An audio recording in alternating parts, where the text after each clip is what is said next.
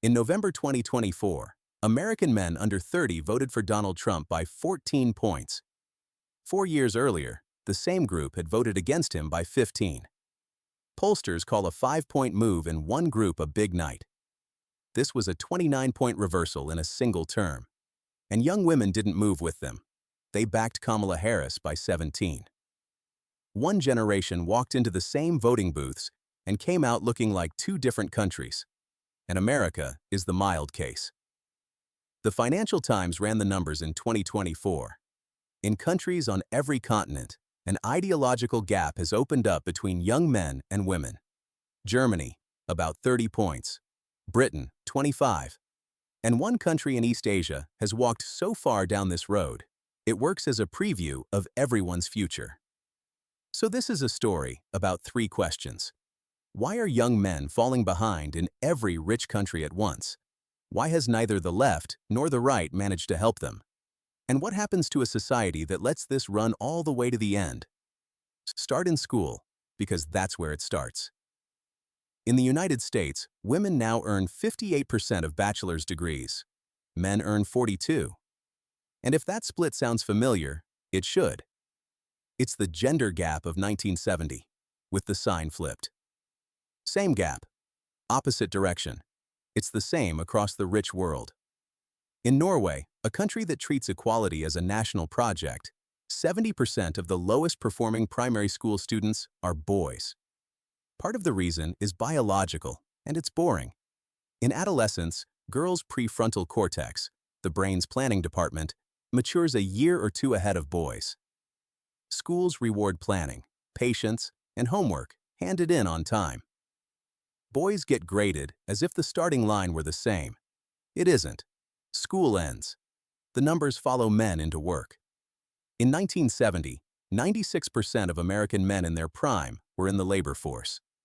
Today it's around 89%, and that gap is millions of men who aren't even looking anymore. Richard Reeves, the Brookings scholar whose 2022 book Of Boys and Men reopened this whole debate, adds the earnings math. An American man who entered the workforce in 1983 earned about 10% less over his career than one who started in 1967. Women's earnings over the same stretch rose by 1/3.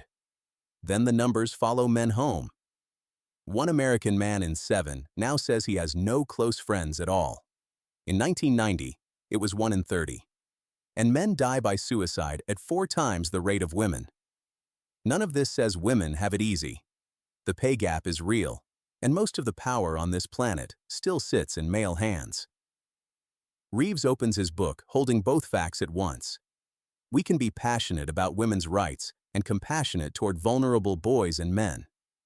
But hold both facts, and a harder question comes up. If nobody planned this, what did it?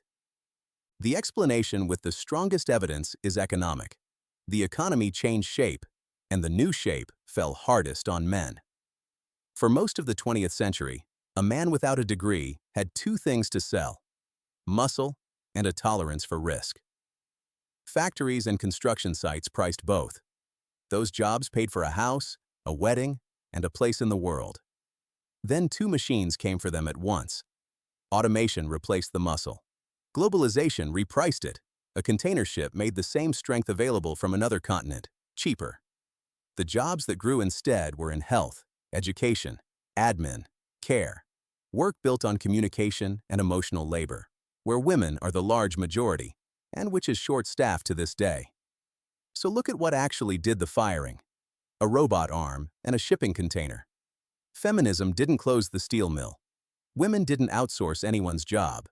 What women gained and what men lost came out of the same storm. But an economic wound doesn't stay economic. Jonathan Haidt watched where the boys went. Boys have increasingly disconnected from the real world and invested their time and talents in the virtual world instead. And in 2022, the NYU professor Scott Galloway compressed the risk into one sentence. The most dangerous person in the world is a broke and alone young male. Millions of broke, alone young men, all asking the same question. What happened to me? That's a market, and somebody was going to serve it. While mainstream politics looked away, someone picked up. Andrew Tate, former kickboxer, currently facing human trafficking charges in Romania. His pitch to boys is simple. The world is rigged against you, softness is death, and women are assets to control. In his own words, "I'm a realist, and when you're a realist, you're sexist." And feminism is a lie, and women have zero power without men. It's tempting to file him under cartoon villain, until you see the reach. In one British survey, 4 out of 5 boys aged 16 and 17 had consumed his content. Among men under 25, nearly half viewed him favorably. Among women that age, 1%. In 2025, the Netflix drama Adolescence put that reach on screen. A 13-year-old boy, radicalized in his bedroom, who kills a classmate. 141 million views in 3 months. For scale, that's more than the population of Japan. The British Prime Minister wrote that watching it with his own teenage kids hit home hard. Parliament debated it. Netflix made it free for every secondary school in Britain. A civilization discussing its boys, by way of a horror story. Which raises the question, where were the grown-up answers? Take the progressive one first. For years, the mainstream left's instinct on male struggle was to change the subject. Reeves, who counts himself on that side, sums up what boys actually hear from the left. Be more like your sister. And to be fair, the caution had reasons. Women's claims are still unfinished business, and plenty of men shouting, "What about us?" want the clock turned back, not the ledger balanced. The suspicion was earned. But after 2024, the Democratic Party commissioned a $20 million research project, literally titled, "Speaking with American Men." Its focus groups came back with lines like, "Neither party has our back." $20 million to relearn how to talk to half the population. The most senior progressives have started saying it out loud. Barack Obama, 2025. We're constantly talking about what's wrong with the boys, instead of what's right with them. And we haven't been as willing to be intentional about investing in the boys. And that's been a mistake. Now the conservative answer. Credit where it's due. The right talked about men when nobody else would. Jordan Peterson filled arenas telling young men to stand up straight and take responsibility. Back in 2018, he told the New York Times, "The masculine spirit is under assault. It's obvious." For millions of young men, it was the first time anyone said out loud, "Your pain is real." That's why the right keeps winning this demographic. It shows up. The problem is what's on sale once they're in the room. Strip the packaging, and the conservative prescription is restoration. The old deal, the old roles. Go back.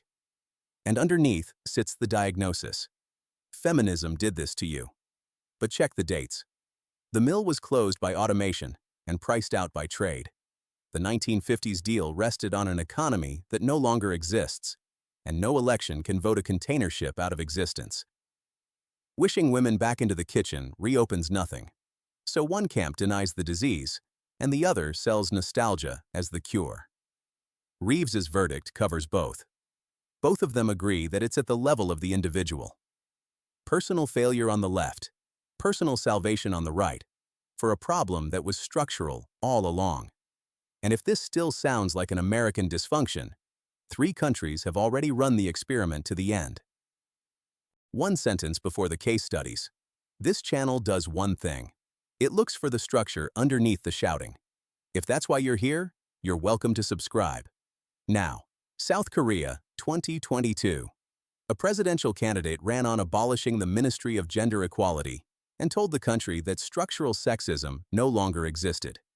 Men in their 20s broke for him, 59%. Women the same age, 34. He won by less than a single point. That president was later removed from office over a martial law crisis. The trench outlived him. In the 2025 snap election, roughly 3/4 of men under 30 voted for parties of the right. Most young women went the other way. On the other side of that trench, some young women swore off men entirely. The 4B movement. No dating, no sex, no marriage, no children. Nobody knows how many women actually live by it. As a message, it didn't need numbers. The fertility rate tells you where this lands. It bottomed at 0.72. At that rate, 100 young Koreans produced 36 children. It has since crawled back to 0.80 after the state started paying hard for weddings and births. A society that turned its sons and daughters into rival voting blocs is now subsidizing their conversations. China is fighting the same war with no ballot box at all. So the pressure finds other exits. And if you want to measure the pressure, watch what one joke can do. In 2020, on one of China's biggest comedy shows, a stand-up named Yang Li delivered a line about mediocre men. How can he look so ordinary and yet so confident? By Western standards, that's a warm-up joke. Comedians in New York say harsher things before the first drink arrives. In China, that one line set off a national firestorm. Male netizens flooded the state broadcast regulator with formal complaints accusing her of insulting all men. When Intel put her in a laptop campaign in 2021, male customers organized a boycott, and Intel pulled the ads. Then women boycotted Intel for pulling them. One joke, and a global chip maker was taking fire from both trenches at once.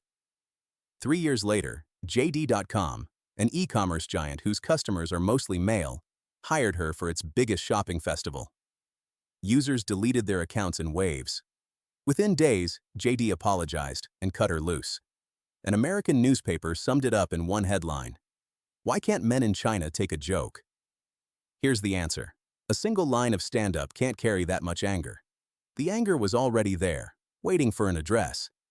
30 million more men than women, most of them at the bottom of the income ladder. Marriage registrations nearly halved between 2013 and 2024, recovering only after the state made marrying easier and paid people to do it. And a generation of young men who named their own exit lying flat, an opt-out alarming enough that the head of state denounced it in person. Japan skipped the war and went straight to the exit.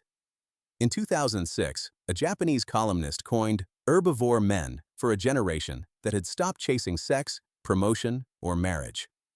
Today, the government counts about 1.46 million people shut inside their rooms, the hikikomori. That's roughly the population of Philadelphia, indoors. 3 countries, 1 lesson. A question nobody answers honestly doesn't go away.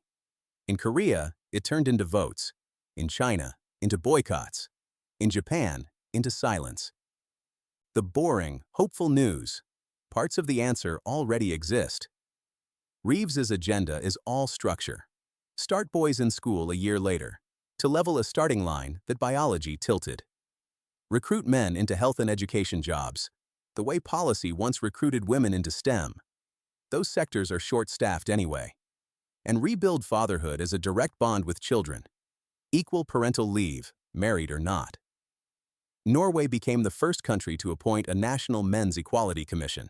In 2024, it put 35 proposals of exactly this kind on the table. California held its own summit on boys and men in 2026. The governor's line: "A good man knows when to step up and when to open up." Feminist writers have arrived at the same place from the other direction. Ruth Whitman, raising 3 sons, put the whole assignment in one question. Was there a way to offer real empathy to boys without betraying any feminist principles? Her book-length answer was yes. Notice what none of these fixes require: taking anything from women. The zero-sum frame was the lie both camps shared. Reeves again. A world of floundering men is unlikely to be a world of flourishing women. So a generation that votes like 2 different countries is left standing on one question. When the old script is dead and the new one is contested, what do you actually stand on? The traditional answer says, go back. But tradition can't certify itself. Most of what back contains is simply the world where one group held the power. And the people most eager to return are mostly the ones who'd get it back. Nostalgia never states its price, or who pays it. The progressive answer says, go forward. But forward can't certify itself either. Progress toward what? Defined by whom? If progress just means whatever my coalition currently endorses, then it's a password, and whoever holds the dictionary wins every argument by definition. There's an older, smaller answer. Yu Ying Shi was one of the great historians of China, exiled from it, teaching at Princeton, honored across the world.